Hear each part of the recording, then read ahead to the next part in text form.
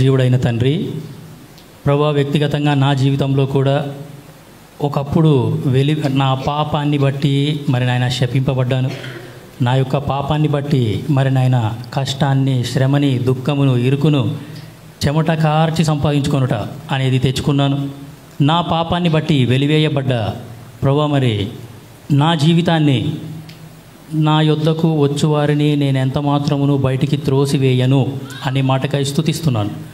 పరలోకపు తండ్రి, మీ కుమారుడైన యేసుక్రీస్తు ప్రభుల వారిని ఈ లోకానికి పంపించి ప్రభువా, మరి ఆయన యొక్క మరణ, భూస్థాపన, పునరుత్థానముల యందు సామాన్యమైన విశ్వాసం ఉంచుట ద్వారా ఎంతో గొప్ప రక్షణ నాకు ఇచ్చినారు. ప్రభువా, మరి మీతో సహవాసం అనుగ్రహించినారు.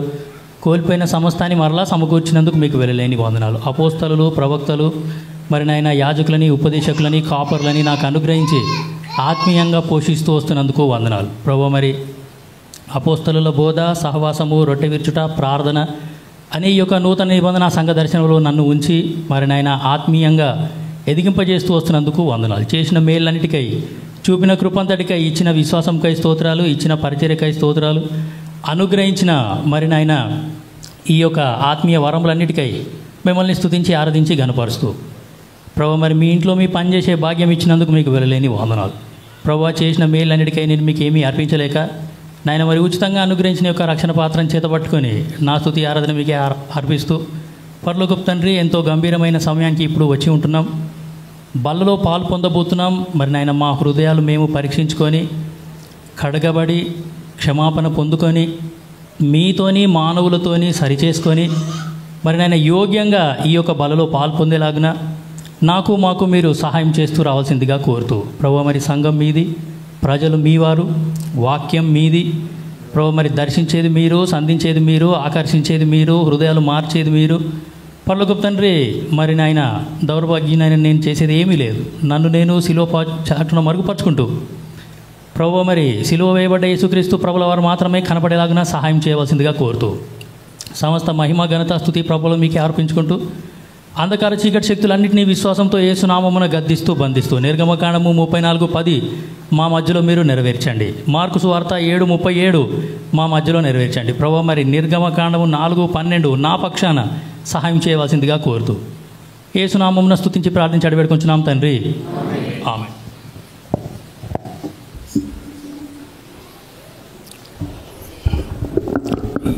యాకోబు రాసిన పత్రిక,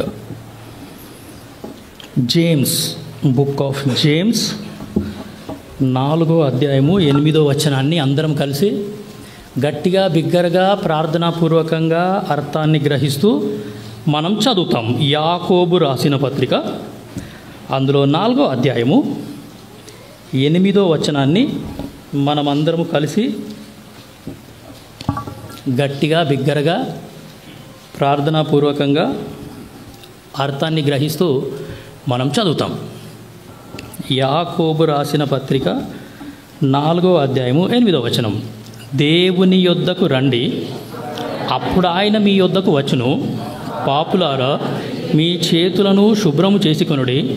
ద్విమనస్కులారా, మీ హృదయములను పరిశుద్ధపరచుకొనుడి.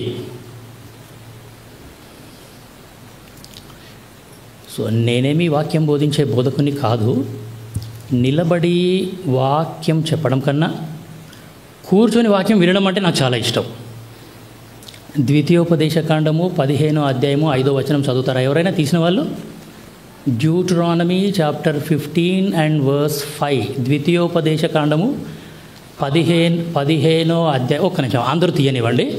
ద్వితీయోపదేశకాండము 15వ అధ్యాయము 5వ వచనము అందరూ తీయండి.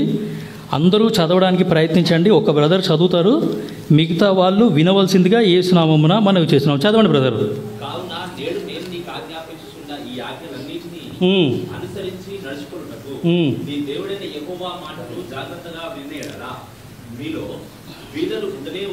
మీ దేవుడైన యెహోవా మాటను మీరు జాగ్రత్తగా.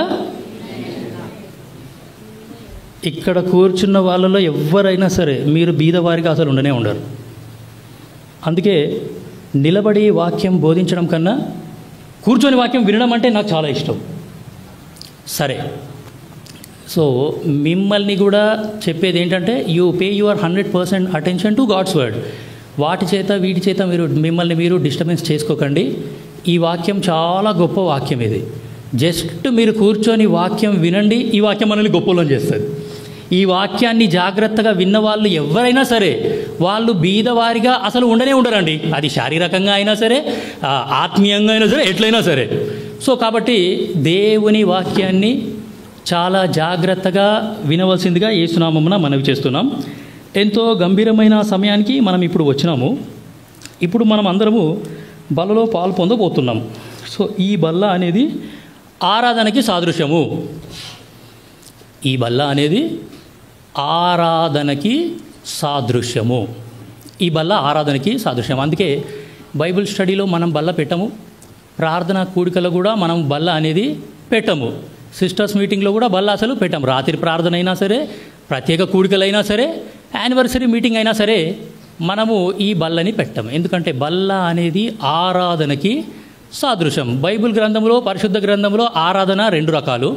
ఒకటి పాత నిబంధన ఆరాధన, రెండవది నూతన నిబంధన ఆరాధన. పాత నిబంధన కాలంలో కూడా భక్తులు ఏం చేసినారంటే ఈ దేవుణ్ణి ఆరాధన చేసినారు. వాళ్ళు ఏ విధంగా ఆరాధన చేసినారు అనేవి కొన్ని సంగతులు, కొన్ని జస్ట్ నేను మీకు వచనాలు చూపిస్తాను, మీకు అర్థమైపోతుంది. ఇర్మియా 32వ అధ్యాయము 40వ వచనం.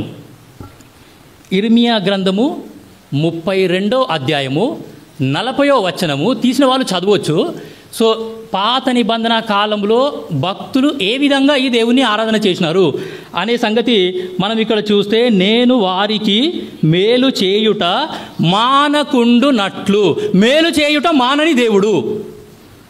నువ్వు నేను నమ్ముకున్న దేవుడు ఎలాంటి దేవుడు అని అంటే మేలు చేయుట మానని దేవుడు. మానని దేవుడు, మానకుండా ఈ యొక్క దేవుడు నీకు నాకు ఏం చేస్తున్నాడు అని అంటే ఆ యొక్క మేలులు అనేవి చేస్తూనే ఉన్నాడు. ఇప్పుడు నాకు మేలు చేస్తున్నాడు, మా నాయనకు మేలు చేసినాడు, మా తాతకు మేలు చేసినాడు, మా తాత వాళ్ళ నాయన, మా తాత వాళ్ళ తాత, అట్లా వెనక్కి వెనక్కి వెనక్కి వెనక్కి వెళ్తే మళ్ళీ ఆదాం దగ్గరికి వస్తాం మనం.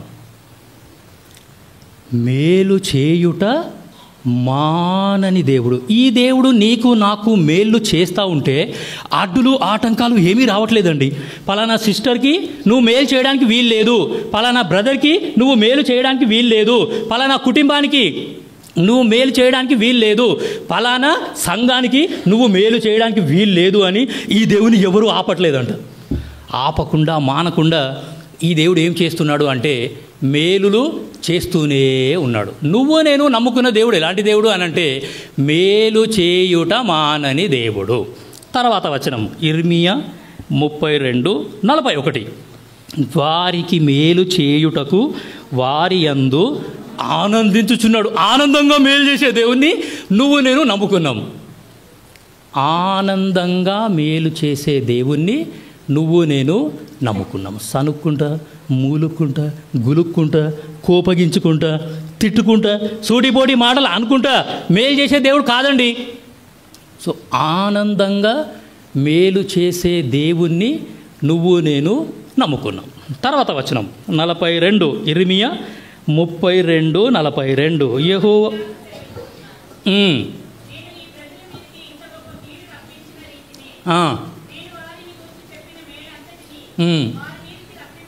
చెప్పిన మేలు ఖచ్చితంగా చేసే దేవుడు. మీకు వాక్యం అర్థం అవుతుందనే నేను నమ్ముతున్నాను. మీకు వాక్యం అర్థం కాలేదనుకోండి ఇక వేస్ట్గా. ఒకటి మేలు చేయుట మానని దేవుణ్ణి నువ్వు నేను నమ్ముకున్నాం. రెండవది సంతోషంగా మేలు చేసే దేవుణ్ణి నువ్వు నేను నమ్ముకున్నాం. మూడోది చెప్పిన మేలు ఖచ్చితంగా చేసే దేవుడు. మాట తప్పే దేవుడు అసలు కానే కాదు. ఈ దేవుడు నాకు ఒక మేలు వాగ్దానం చేసినాడు అంటే ఆ యొక్క మేలుని ఖచ్చితంగా చేసే తీరుతాడు.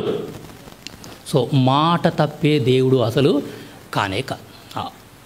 ఒక్క పేజ్ వెనక్కి తిప్పండి. 31:14 ఇర్మియా.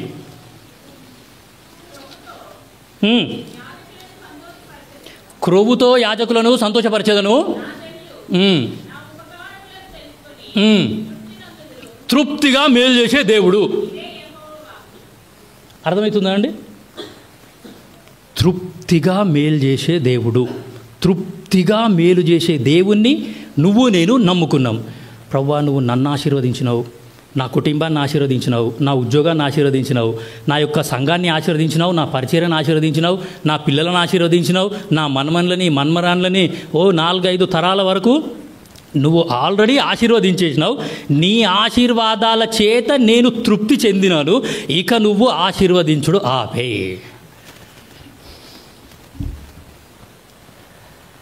ఏం సార్, ఆ మాట అంటారా ఎవరైనా? అందుకే మేలు చేయటం మానని దేవుడు. అందుకే స్టార్టింగ్లో ఆ మాట చూసినాం, మేలు చేయుట మానని దేవుడు. నువ్వు తృప్తి చెందేంత వరకు నీకు ఈ దేవుడు మేలు చేస్తూనే ఉంటాడు. 31:17 ఇర్మియా.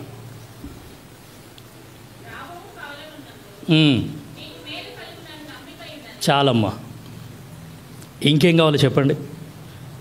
రాబోయే కాలం అంటే నా ఫ్యూచర్ అని అర్థమవుతుందా అండి దేవుని వాక్యం మీకు? రాబోయే కాలం అంటే ఏంటి? నా ఫ్యూచర్. నా ఫ్యూచర్లో కూడా ఈ దేవుడు ఏం చేస్తాడు అంటే నాకు మేలే చేస్తాడు. రాబోయే కాలమందు కూడా మేలు చేసే దేవుణ్ణి నువ్వు నేను నమ్ముకున్నాం. సో 5 విషయాలు. ఎందుకు ఇట్లా ఆరాధన గురించి చెప్పినాము అంటే, దినాలు గడుస్తూ ఉన్న కొద్దీ ఈ ఆరాధనకి ఉన్న ప్రాముఖ్యత అనేది తగ్గిపోతుంది. What I observe in the churches of God. మన సంఘంలోనే ఏమి గమనిస్తున్నాము అంటే, ఈ ఆరాధన అనేది తగ్గిపోతూ ఉన్నది. ఆరాధన అనేది టైం వేస్ట్.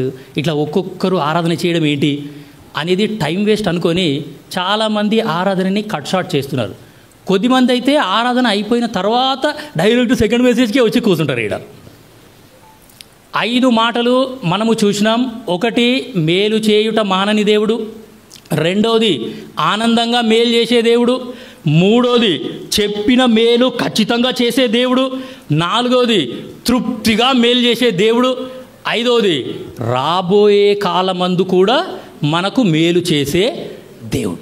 మనందరికీ మంచి పాట ఉంది కదా, మా దేవుడవై మాకిచ్చితివి ఎంతో గొప్ప శుభదినము. మా దేవుడవై మాకిచ్చితివి ఎంతో గొప్ప శుభదినము. మేమందరము ఉత్సాహించి సంతోషించెదము. మేమందరము ఉత్సాహించి సంతోషించెదము.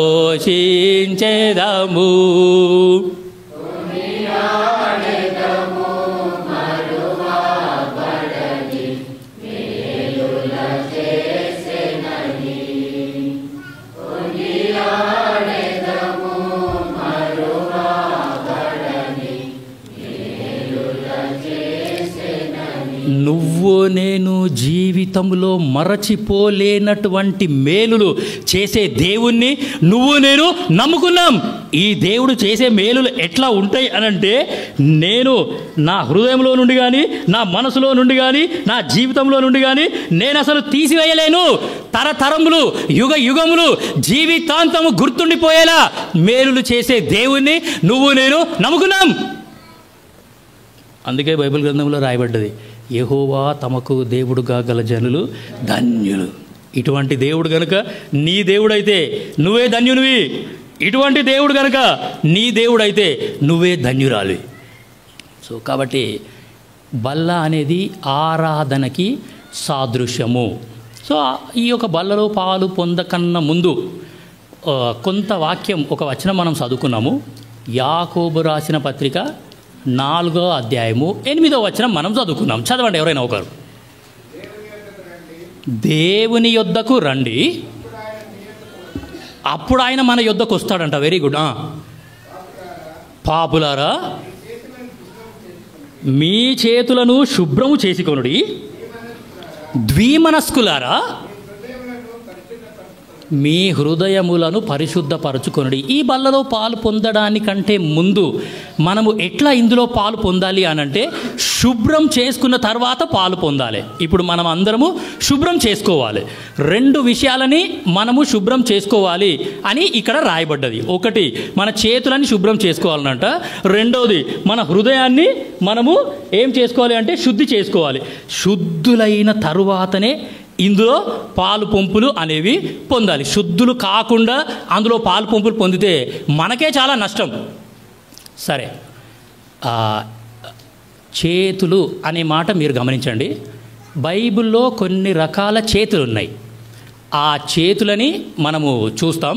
టైం ఉంటే ఆ హృదయం గురించి చూస్తాం. సో చేతులు అనే మాట పట్టుకోండి. ఇక్కడ మీ చేతులను శుభ్రము చేసుకోండి అని రాయబడ్డది. మన చేతులను మనం ఏం చేయాలంటే శుభ్రం చేసుకోవాలి. శుభ్రం చేసుకొని అందులో పాలు పొందాలి. చేతులు అనేవి చాలా ప్రాముఖ్యం. యోబు గ్రంథం 11వ అధ్యాయము 14వ వచనం చూడండి ఎంత మంచిగా ఉందో. ఆడ మన చేతులు ఎట్లున్నాయో ఆ వాక్యం చదివితే అర్థమవుతుంది. యోబు గ్రంథం 11వ అధ్యాయము 14వ వచనం. పాపము మీ చేతిలో నుండుట చూచి నీవు దానిని విడిచిన ఎడల, మన గుడారములలో ఏముందో చూడనా, దుర్మార్గతను నీవు కొట్టివేసిన ఎడల నిశ్చయముగా నిర్దోషివై నీవు సంతోషించెదవు, నిర్భయుడవై నీవు స్థిరపడి యుందువు. సో చేతులు అనే మాట మీరు పట్టుకోండి. చేతులు అనే మాటని మనం ధ్యానిద్దాము. సో ఎటువంటి చేతులతో నేను ఇప్పుడు బల్లలో పాలు పొందడానికి వచ్చినాను అనంటే ఇక్కడ యోబు గ్రంథము 11వ అధ్యాయము 14వ వచనంలో మనం చూసినాము, పాపము నీ చేతిలో నుండుట చూచి. ఇప్పుడు మన చేతులు ఎట్లున్నాయంట, నా చేతులలో పాపం ఉంది. పాపం అనేది మన చేతులలో ఉన్నది. సో ఈ పాపం అనేది మన చేతులకి ఎట్లొచ్చింది అంటే మనం ఆరాధన వర్తమానంలో చూసినాం కదా. దేవాతి దేవుడు, ప్రేమమయుడైన దేవుడు మానవుని సృష్టించిన తర్వాత ఆ యొక్క దేవుడు ఏం చేసినాడంటే మంచిగా ఒక తోట వేసినాడు. ఆ తోటలో వాళ్ళని పెట్టినాడు, ఆదాము అవ్వలని పెట్టినాడు. పెట్టిన తర్వాత దేవుడు ఏం చేసినాడంటే ఒకటి చెప్పినాడు, నీకు అన్ని ఆప్షన్స్ ఇచ్చేసినాను, సి ఆప్షన్లో ఆన్సర్ లేదు, సి ఆప్షన్ నువ్వు దిద్దకూడదు. ఓఎంఆర్ షీట్లో సి ఆప్షన్ నువ్వు దిద్దినావు అనుకో, అది రాంగ్ ఆన్సర్. అది దేవుడు ముందే చెప్పేసిండు, సి ఆప్షన్ నువ్వు దిద్దొద్దు, ఏబిడిలోనే ఆన్సర్ ఉంది, సి ఆప్షన్ మాత్రం నువ్వు దిద్దొద్దు, అది తప్పు అని అంటే మానవుడు ఏం చేసిండంటే అటు తిరిగి ఇటు తిరిగి అన్ని దిక్కులు చూసి సి ఆప్షన్నే ఓఎంఆర్ షీట్లో దిద్ది వచ్చాడు. సరే, ఆ యొక్క తినొద్దు అనే పండుని తిన్న ఈ యొక్క మానవులు ఏం చేసినారు అంటే అవ్వ ఆ యొక్క చెట్టును చూసిందంట, ఆ పండును చూసిందంట. చూసిన తర్వాత ఆమె చెయ్యి సాపి ఆ యొక్క పండును తీసుకున్నది. ఇప్పుడు అవ్వ చేతికి ఏమంటుకుంది? వెరీ గుడ్, అవ్వ చేతికి పాపం అంటుకున్నది. సరే, చేతికి పాపం అంటుకుంది, అప్పటి వరకు మంచిగానే ఉన్నది. ఆ చెయ్యి ఆమె నోట్లో పెట్టుకున్నదంట. ఇప్పుడు పాపం ఎక్కడికి పోయింది? లోపల కూడా అపవిత్రం అయిపోయింది మొత్తం. ఫస్ట్ చేతులు అపవిత్రం అయిపోయినాయి, దాని తర్వాత ఆ చేతులను నోట్లో పెట్టుకునేసరికి అంతరంగం కూడా మొత్తం అపవిత్రం అయిపోయినాయి. నా బ్లడ్ పాడైపోయింది, నా జీన్స్ పాడైపోయినాయి, నా నరాలు పాడైపోయినాయి, అంత లోపల నుండి మొత్తం పాపం నిండిపోయింది పాపం అంతా. సరే, ఆమెంతలా ఆమె పాపం చేసి లోపల పాపం తీసుకుంది అని అంటే అక్కడి వరకు మంచిగానే ఉండే. ఆ యొక్క పాపాన్ని తీసుకుపోయి ఆమె భర్తకి ఇచ్చిందంట. ఇప్పుడు భర్త చేతికి ఏమంటుకుంది? అయ్ బాయ్. సో పాపం అనేది ఎట్లా స్ప్రెడ్ అవుతుందో కదా. ఈ పాపంతోనే మనం చాలా జాగ్రత్తగా ఉండాలి. సో ఇప్పుడు అవ్వ చేతికి పాపం అంటుకుంది, ఆ చేతులు ఆమె నోట్లో పెట్టుకున్నది, చేతులలో నుండి పాపం అనేది లోపలికి వెళ్ళిపోయింది. సో నా అంతరంగం కూడా మొత్తం పాపం చేతనే నిండిపోయింది. దాని తర్వాత నేను కూడా పాపం చేసినాను, నువ్వు కూడా ఒకసారి చేసి చూడు ఎంత మంచిగా ఉంటుందో అని భర్తకి ఇచ్చేసరికి ఆయన చేతికి కూడా పాపం అంటుకుంది, ఆయన కూడా చేతులు నోట్లోనే పెట్టుకున్నాడంట. మళ్ళా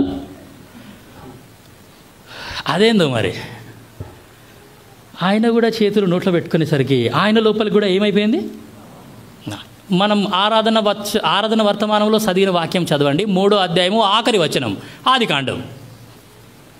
ఆదికాండము 3వ అధ్యాయము ఆఖరి వచనం అమ్మ.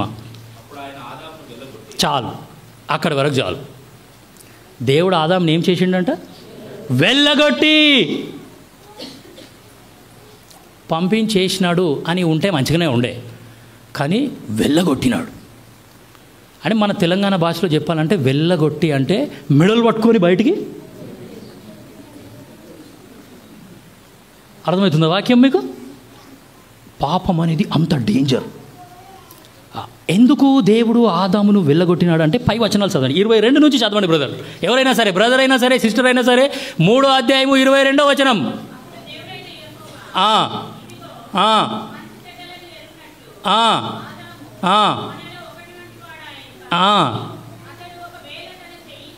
అయ్య బాబోయ్, చేతులు అనే మాట పట్టుకోండి అని నేను చెప్పినాను. అతడు ఒకవేళ చెయ్యి సాపి జీవవృక్ష ఫలములు కూడా తీసుకొని తిని. చాలమ్మా, హృదయంలో పాపాన్ని అట్లనే పెట్టుకొని జీవవృక్ష ఫలాన్ని తింటే అంటే పాప క్షమాపణ లేకుండా పాపంతోనే నేను నిత్య జీవం. మానవుడు చాలా పెద్దగా ఎదిగిపోయినాడు, వానికి చాలా జ్ఞానం వచ్చేసింది, మంచి చెడ్డలు తెలుసుకున్నాడు, బలాత్కారం చేత యేసుక్రీస్తు ప్రభుల వారి రాజ్యాన్ని స్వతంత్రించుకోవాలని చూస్తున్నాడు. ప్రియమైన దేవుని బిడ్డ, గుర్తుపెట్టుకో, పాప క్షమాపణ లేకుండా నీకు నాకు నిత్య జీవం అనేది లేదు. అందుకే ఆదాముని దేవుడు వెళ్ళగొట్టినాడు. ఒకవేళ చెయ్యి సాపి జీవవృక్ష ఫలం కూడా తింటాడేమో, నాకు తెలియకుండా పాపం చేసేసిండు. ఇప్పుడు నాకు తెలియకుండానే ఆ యొక్క జీవవృక్ష ఫలంని తినేసి పాప క్షమాపణ లేకుండా ఇక పరలోక రాజ్యాన్ని కూడా అపవిత్రం చేసేస్తాడు ఈ మానవుడు. అందుకే దేవుడు ఏం చేసినాడంటే మెడలు పట్టుకొని బయటికి ఎలగొట్టేసాడు. గెట్అవుట్. వెళ్ళగొట్టి అంటే గెట్అవుట్ అని అర్థం. సో ఈ యొక్క పాపం అనేది చాలా డేంజర్. అండ్ ఈ పాపాన్ని దేవుడు కూడా చాలా సీరియస్గా తీసుకుంటాడు. ఈ యొక్క ఇట్లనే మరి పాపం చేస్తా కూర్చుంటాము, మమ్మల్ని అడిగేటోడు ఎవరు అడుగుతారో ఏం చేస్తారో సూతం అని అంటే, ఈ పాపాలు చేస్తున్న వాళ్ళకి, పాపాలు శుభ్రం చేసుకొనని వాళ్ళకి, అట్లనే ఉండే వాళ్ళకి ఒక స్థలాన్ని కూడా దేవుడు సిద్ధం చేసి పెట్టినాడండి. ఆ స్థలానికి కొన్ని పేర్లు ఉన్నాయి. చూడండి, యోబు గ్రంథం 10వ అధ్యాయము ఆఖరి 3 వచనాలు చూడండి ఎంత మంచిగా ఉన్నాయో. యోబు గ్రంథం నేను చదువుతాను, ఒక్క నిమిషం అమ్మ, నేను చదువుతాను. యోబు గ్రంథము 10వ అధ్యాయము ఆఖరి 3 వచనాలు నేను చదువుతున్నాను. అక్కడ దేశము దేశము దేశము దేశము దేశము అని 5 పర్యాయములు వచ్చిందండి. పాపము చేసే వాళ్ళని, పాపము శుభ్రం చేసుకొనని వాళ్ళని, నేను ఇట్లనే పాపములోనే ఉంటాను, ఇట్లనే ఉండి నేను బల్లలో పాలు పొందుతాను, నేను శుద్ధుని అవ్వను, నేను ఆల్రెడీ శుద్ధుని అయిపోయినాను, నేను మంచిగానే ఉన్నా అని ఎవరైతే అనుకుంటారో అలాంటి వాళ్ళ కోసం కాదు ఈ బల్ల. నేను ఆత్మీయంగా మంచిగానే ఉన్నాను, నాకేం కాలేదు, నేను అందరితోని మంచిగానే ఉన్నా, సంఘంలో కూడా నేను మంచిగానే ఉన్నాను, పనిచేసే స్థలంలో కూడా నేను మంచిగానే ఉన్నాను, నా వ్యాపారంలో కూడా నేను మంచిగానే ఉన్నాను, ఇరుగు పొరుగు వాళ్ళతోని మంచిగానే ఉన్నా, అందరితోని మంచిగానే ఉన్నా.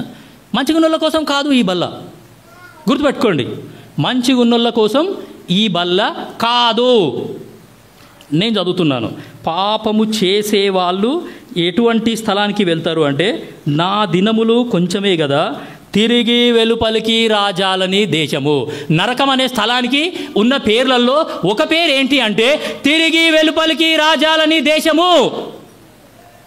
పొరపాటున ఒక్కసారి గనక ఆ దేశానికి వెళ్ళిపోయినాం అనుకోండి, అక్కడ నుండి తీసుకొచ్చేటోళ్ళు ఎవరు కూడా లేరు.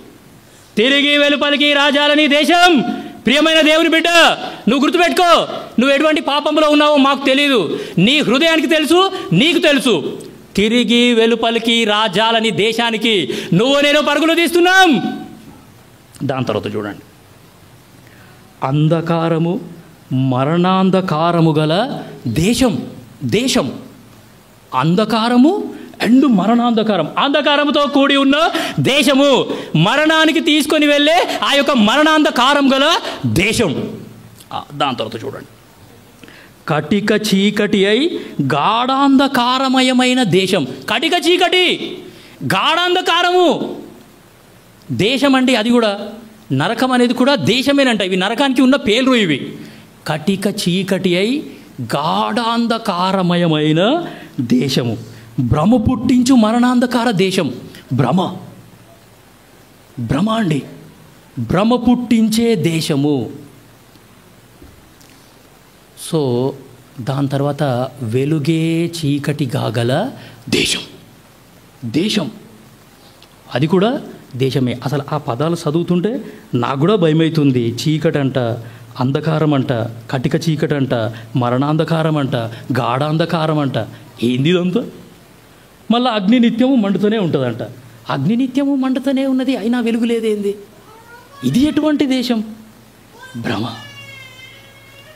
సో యేసుక్రీస్తు ప్రభుల వారు నాకొద్దు, మా దేవుళ్ళు మాకు ఉన్నారు, ఈ యేసుప్రభు మా దేవుడు కాదు అని నువ్వు కనుక వెళ్ళిపోయినావు అనుకోండి.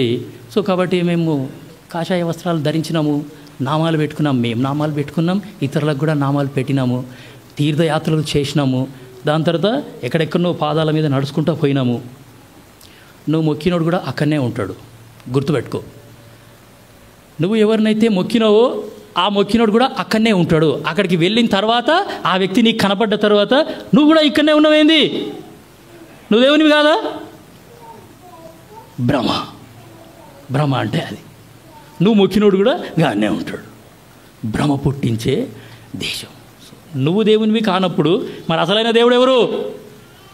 సింహాసనాసీనుడై ఉన్నాడు. అగో ఆడ కనబడుతున్నాడు చూడు, ఆ గొర్రెపిల్ల, వధింపబడ్డ గొర్రెపిల్ల అక్కడ ఉన్నాడు. ఆయన అసలైన దేవుడు. ఇటువంటి స్థలము నుండి కాపాడే దేవుడు అక్కడ ఉన్నాడు. ఆయననే నిజమైన దేవుడయ్యా, ఆయన నమ్ముకోండి. ఇటువంటి దేశము నుండి నువ్వు నేను కాపాడబడతాము. సో ప్రియమైన దేవుని బిడ్డలారా, నా చేతికి పాపము అంటుకొని ఉన్నది, ఈ యొక్క చేతులను నేను ఇప్పుడు శుభ్రం చేసుకోవాలి అనే సంగతి నువ్వు నేను తెలుసుకోవడానికి ప్రయత్నం చేసినాం. ఒకటి, నా చేతికి పాపము అంటుకొని ఉన్నది. రెండోది చూడండి, యెషయా 1వ అధ్యాయము 15-16 వచనాలు. యెషయా గ్రంథము 1వ అధ్యాయము 15-16 వచనాలు. తీసిన వాళ్ళు ఎవరైనా సరే చదవచ్చు. జాగ్రత్తగా వినండి. చేతులు అనే మాట పట్టుకోండి అని నేను చెప్పినాను. నేను చేతుల గురించే చెప్తున్నాను. ఒకటి చూసినాము, చేతికి పాపము అంటుకొని ఉన్నది. ఇప్పుడు ఏం చేస్తున్నామంటే చేతులు చాపుతున్నామంట. చేతులు చాపుతున్నాము అంటే ప్రార్థన చేస్తున్నాము అని అర్థం. చాపబడ్డ చేతులు. పాత నిబంధన కాలంలో చేతులు పైకి ఎత్తినారు అంటే వాళ్ళు ప్రార్థన చేసినారు అని అర్థం. మనము ప్రార్థన చేసినప్పుడు చదవండి అమ్మా. మీరు మీ చేతులు చాపునప్పుడు మిమ్మును చూడక నా కన్నులు కప్పుకొందును, మీరు బహుగా ప్రార్థన చేసినను నేను వినను, మీ చేతులు. అయ్య బాబోయ్, ఏం మాటలండి అవి. మన చేతులు దేంతో నిండిపోయినాయంట? రక్తముతో నిండిపోయినాయి. నా చేతులకు రక్తం అంటుకున్నది. అసలు నూతన నిబంధన కాలంలో ఉన్న నీకు నాకు దేవుడు చాలా స్ట్రిక్ట్ వార్నింగ్స్ ఇచ్చినాడు. నా సహోదరుని మీద నాకు విరోధ భావం ఉంటే నేను నరహంతకుని. నరహంతకుల చేతికి ఏముంటుంది? ఇప్పుడు నా చేతికి పాపము అంటించుకొని నేను ఇప్పుడు అందులో పాలు పొందాలనా? నా చేతికి రక్తం అంటించుకొని నేను అందులో పాలు పొందాలనా అనేది నువ్వు నేను పరీక్షించుకోవాలి. సో కొద్దిమంది ఎట్లుంటారంటే, రక్తము అంటుకున్న చేతులతోనే నేను మందిరం కడతాను. మీరు వాక్యం చదివితే మీకు అర్థమవుతుంది. దావీద్ అనే భక్తుడు ఆయన ఏం చేసినాడంటే, నేను దేవుని మందిరం కడతా. దేవుని మందిరం అసలు ఎక్కడ కూడా లేని విధంగా, ఎవ్వరు కూడా చూడని విధంగా ఇటువంటి ఘనమైన మందిరం ఎక్కడ ఉండకూడదు అని చాలా ఘనంగా నేను దేవుని మందిరాన్ని కడతా అని ఆ మందిరానికి కావాల్సిన బంగారము, వెండి, ఇత్తడి అన్నీ సమకూర్చి పెట్టినాడంట. Yes, everything is prepared. Now I am going to lay the foundation. ఇప్పుడు నేను దేవుని మందిరానికి ఫౌండేషన్ వేస్తా, పునాది వేస్తా అని అనేసరికి దేవుడు మధ్యలో ఇన్వాల్వ్ అయినాడు. మధ్యలోకి దేవుడు వచ్చేసినాడు. దేవుడు వచ్చేసి దేవుడు పలికిన మాట ఏంది అంటే, నువ్వు నా మందిరం కట్టొద్దు, నువ్వు విస్తారంగా రక్తం ఒలికించినవు. దావీదు ఏం చేసినాడంట? నా దావీదు చేతికి ఏముంది? నా చేతులకి రక్తం గనుక ఉంటే ఈ యొక్క మందిరాన్ని కట్టే బాధ్యత దేవుడు నాకు అసలు ఈయనే ఇయ్యాడు. గుర్తుపెట్టుకోండి, నా చేతికి పాపం గనక ఉంటే నేను ఆ యొక్క బల్లలో పాలు పొందడానికి యోగ్యుని కాదు, నేను అర్హుని అసలు కానే కాదు. మనందరికీ కయ్యూను హేబేలు కూడా తెలుసు కదా. ఆ తమ్ముని యొక్క అర్పణ దేవుడు అంగీకరించినాడు, అన్న యొక్క అర్పణ దేవుడు అంగీకరించలేదు. అన్నకు చాలా కోపం వచ్చింది. ఎంత కోపం వచ్చిందంటే, రేపటి నుండి మళ్ళీ మేమిద్దరము ఒకే ఇంటికి వెళ్ళాలి, ఒకే ఇంట్లో కూర్చోవాలి, ఎదురెదురుగానే కూర్చొని మేము మాట్లాడుకోవాలి, ఒకరి ముఖం ఒకరు చూసుకోవాలి. వాని ముఖం చూసినప్పుడల్లా నాకేమనిపిస్తుంది, నాకేం ఆలోచన వస్తుంది? వాని ఆరాధననేమో అంగీకరింపబడ్డది, నా ఆరాధననేమో ఎట్లా ఊర్వాలే, నేను ఎట్లా ఊర్వాలే. వాణ్ణి లేకుండా చేస్తే ఏమ్మా, వాణ్ణి లేకుండా చేస్తే అదే ఆలోచన ఉంది. ఎట్లయినా సరే వాణ్ణి లేకుండా చెయ్యాలి, వాడు నా కంటికి అసలు కనబడకూడదు. నిజంగా కయ్యూను ఎంత హై రేంజ్ పాపం చేసినాడంటే, ఆడికే దేవుడు మళ్ళీ ఇన్వాల్వ్ అయినాడు మధ్యలో. దేవుడు మళ్ళీ కయ్యూనుతో మాట్లాడినాడు, కయ్యూను నీకు కోపమేలా, నీవు సత్క్రియ చేసిన ఎడలా తల ఎత్తుకొనవా. దేవుడు మధ్యలో ఇన్వాల్వ్ అయినా సరే ఆ యెహోవా స్వరాన్ని లక్ష్య పెట్టకుండా, యెహోవా స్వరాన్ని పక్కన పడేసి, యెహోవా స్వరము విన్న తర్వాత పోయి తమ్ముడిని చంపేసిండండి. ఏందిది? యెహోవా స్వరానికి కొంచెమైనా వాల్యూ ఇచ్చినాడా? ఈరోజు విశ్వాసులు గట్లనే ఉన్నారు. యెహోవా స్వరం భర్పూర్గా వింటున్నారు, అందరూ వాక్యం వింటున్నారు, ఆ స్వరాన్ని అసలు లెక్కనే చేయట్లేదు. ఇక్కడ కూర్చొని వాక్యం వింటున్నారు, ఆన్లైన్లో వాక్యం వింటున్నారు, లైవ్లో వాక్యం వింటున్నారు, ఎక్కడ చూసినా వాక్యమే. నేను వాక్యం అనే వలయంలోనే ఉన్నా, అయినా సరే హృదయంలో నుండి పాపం అనేది పోతలేదు. హృదయంలో పాపం అట్లనే పెట్టుకొని కూర్చున్నారు. There is no change in their lives. మన యొక్క జీవితాలలో ఎలాంటి మార్పు కూడా దేవునికి కనబడట్లేదు. యెహోవా స్వరము వింటూనే నా యొక్క బుద్ధులు మారట్లేదు, నా యొక్క అలవాట్లు మారట్లేదు, నా యొక్క రీతులు మారట్లేదు, ఏమి నా ప్రవర్తనలో ఎటువంటి మార్పు రావట్లేదు. ఇంకా యెహోవా స్వరం ఎందుకు మరి? ఏ మార్పు రానప్పుడు వాట్ ఈస్ ద యూజ్ అండి? ఇప్పుడు మనం బల్లలో పాలు పొందడానికి వచ్చినాం. ఆ బల్లలో పాలు పొందుతున్నాము అంటే నా హృదయాన్ని నేను పరీక్షించుకోవాలి. హృదయాన్ని పరీక్షించుకొని కడగబడి సరి చేసుకొని అందులో పాలు పొందాలి. లేదు అంటే ప్రభువా నాకు అట్లా విరోధ భావం ఉంది, నేను ఆ సహోదరునితో సమాధాన పడతా అని తీర్మానం తీసుకొని అందులో పాలు పొందాలి. సో కాబట్టి కయ్యూను యొక్క చేతికి రక్తము అంటుకొని ఉన్నది, దావీదు చేతికి కూడా రక్తం అంటుకొని ఉన్నది. ఒకవేళ నేను గనక నా సహోదరుని మీద నాకు విరోధ భావం ఉంటే నేను నరహంతకుణ్ణి, నేను ఇంకా డేంజర్ కానీ, వాళ్ళిద్దరికంటే డేంజర్ కానీ నేను. అంటే నా లోపల పాపం కానీ, నా లోపల ద్వేషం కానీ, నా లోపల విరోధ భావం కానీ, గర్వం కానీ, అహంకారం కానీ అసలు ఉండకూడదు. చూడండి, ఒకటి చూసినాము, పాపము మన చేతులకి అంటుకొని ఉన్నది. రెండోది చూసినాము ఏమి అంటే, నా చేతులకి రక్తము అంటుకొని ఉన్నది. రక్తం అంటుకున్నా సరే నేను సంఘాలు కడతావయా? నా దగ్గర పైసలు ఉన్నాయి, నా దగ్గర చాలా ఉన్నాయి, నేను ఏమైనా చేస్తా. రక్తం అంటుకున్న చేతులతోనే నేను సంఘాలు కడతా. సరే, ఇంకోటి చూడండి, యెషయా 59:3 ఈ యొక్క వచనం చదువుకుందాం. యెషయా 59:3.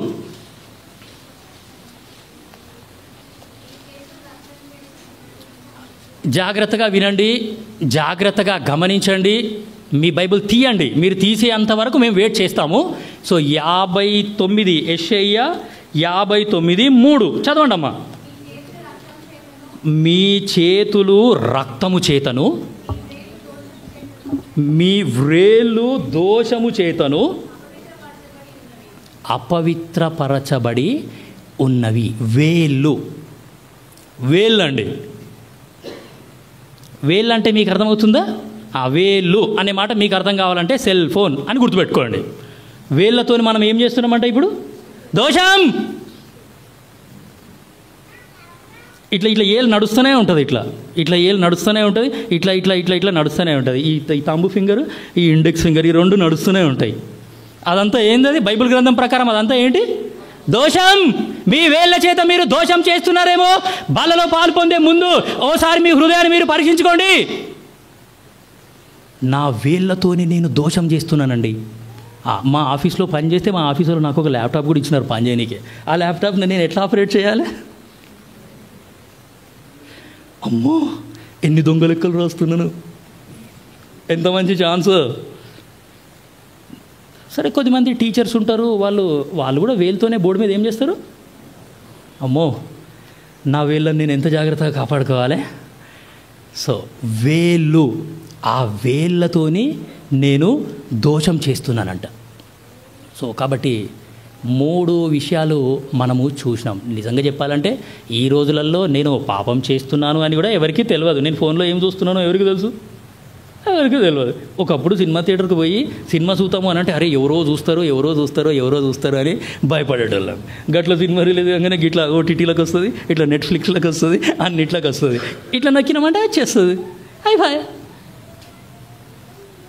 నా వేళ్లతోని నేనేం చేస్తున్నా? ఇప్పుడు ఎటువంటి వేళ్లతోని, ఎటువంటి చేతులతోని నేను బలలో పాలు పొందడానికి వచ్చినాను అనే సంగతి నేను జ్ఞాపకం చేసుకోవాల్సిందిగా యేసుక్రీస్తు ప్రభుల వారి నామమున మనవి చేస్తున్నాం. ఇంకొక వచనం చదువుదాము. నా బాప్తీస వాగ్దానం 2 దినవృత్తాంతములు 15:7. 2 Chronicles 15th chapter 7th verse. 2 దినవృత్తాంతములు 15వ అధ్యాయము 7వ వచనం. కాగా మీరు బలహీనులు కాక ధైర్యము వహించుడి, మీ కార్యము సఫలమగును. ఇంగ్లీష్ కేజీవి బైబిల్ ఉందా ఎవరి దగ్గరనైనా? చదవండి. Be ye strong therefore, let not your hands be week.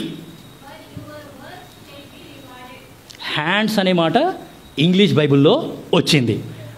Let not your hands be weak, for thy work shall be rewarded.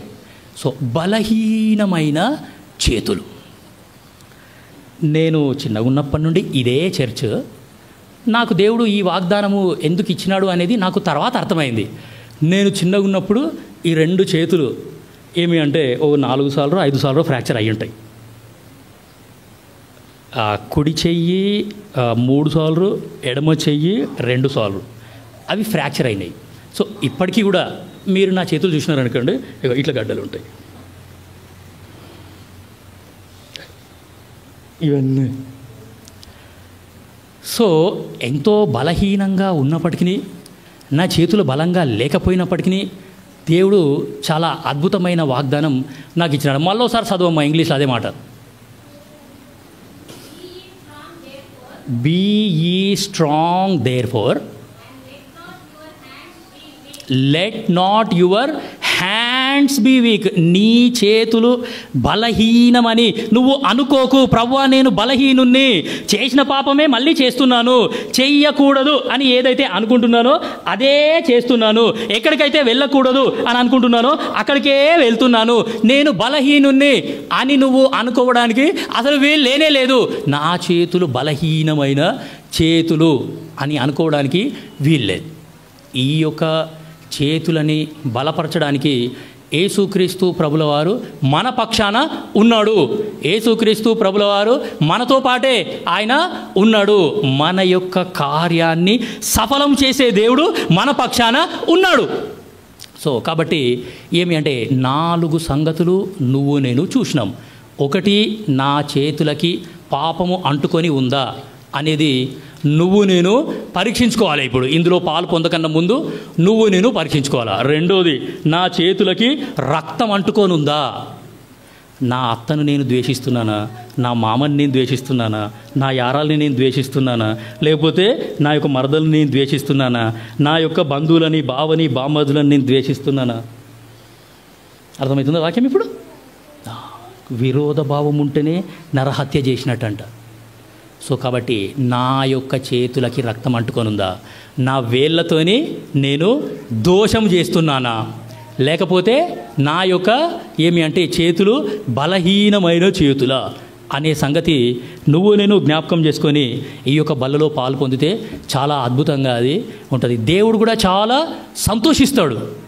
So కాబట్టి మత్తయి సువార్త 5వ అధ్యాయము 6వ అధ్యాయము 7వ అధ్యాయము మీరు చదివినారనుకోండి, అక్కడ దేవుడు చాలా స్ట్రిక్ట్ వార్నింగ్స్ అనేవి ఇస్తాడు. నీ చెయ్యి గనక నిన్ను అభ్యంతరపరిస్తే దాన్ని నరికిపడేయ్. ఏంది? నీ చెయ్యి గనక నిన్ను అభ్యంతరపడిస్తే దాన్ని ఏం చేయాలి? నరికిపడేయ్. 2 చేతులు కలిగి ఆ యొక్క నరకంలోకి పోవుడు కంటే ఒంటి చెయ్యి కలిగి ఉండ నయం. అభ్యంతరపరిచే చేతులు. సో ఇట్లా వాక్యంలో చాలా చేతులు ఇంకా ఉన్నాయి. సో కాబట్టి మన చేతులని బలపరచడానికి యేసుక్రీస్తు ప్రభుల వారు ఆయన యొక్క 2 చేతులని ఆ యొక్క శిలువ మీద చాపినాడు. ఆయన చాలా బలవంతుడైన దేవుడు.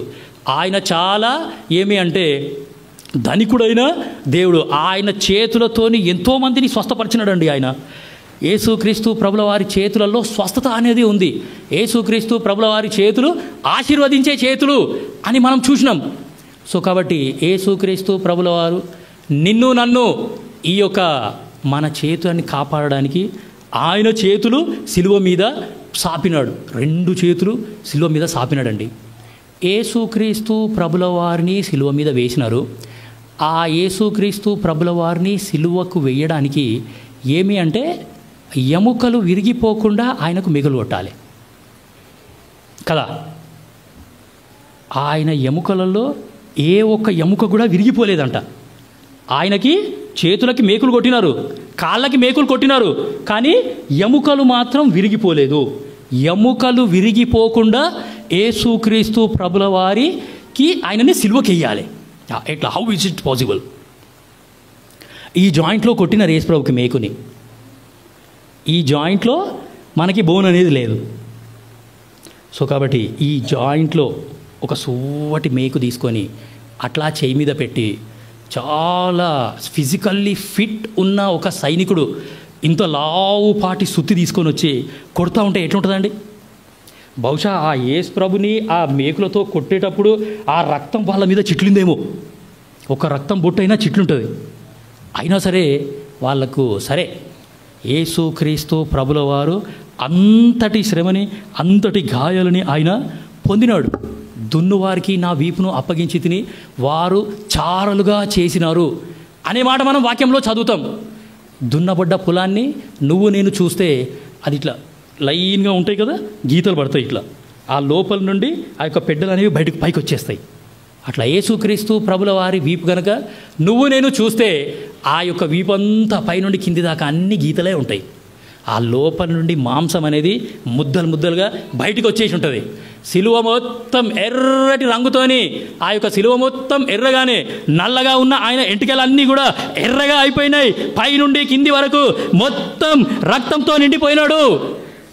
రోమీలకు రాసిన పత్రిక 8వ అధ్యాయము 3వ వచనంలో రాయబడ్డది, శరీరమును అనుసరింపక ఆత్మను అనుసరించియే నడుచుకొను మనయందు ధర్మశాస్త్ర సంబంధమైన నీతి విధి నెరవేర్చబడవలెనని పాప పరిహారార్థము నిమిత్తము దేవుడు తన సొంత కుమారుని పాప శరీరాకారంతో పంపి ఆయన శరీరమందు పాపమునకు శిక్ష విధించెను. నువ్వు నేను చేసిన పాపాలన్నీ కూడా యేసుక్రీస్తు ప్రభుల వారి శరీరం మీదకి వెళ్ళిపోయినాయి.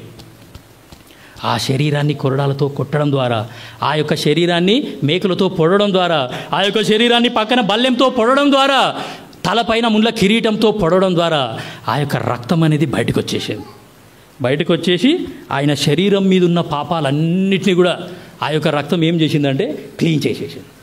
అందుకే సిలువ యేసుక్రీస్తు ప్రభుల వారు మనందరినీ సిలువలోనే క్షమించేసినాడు.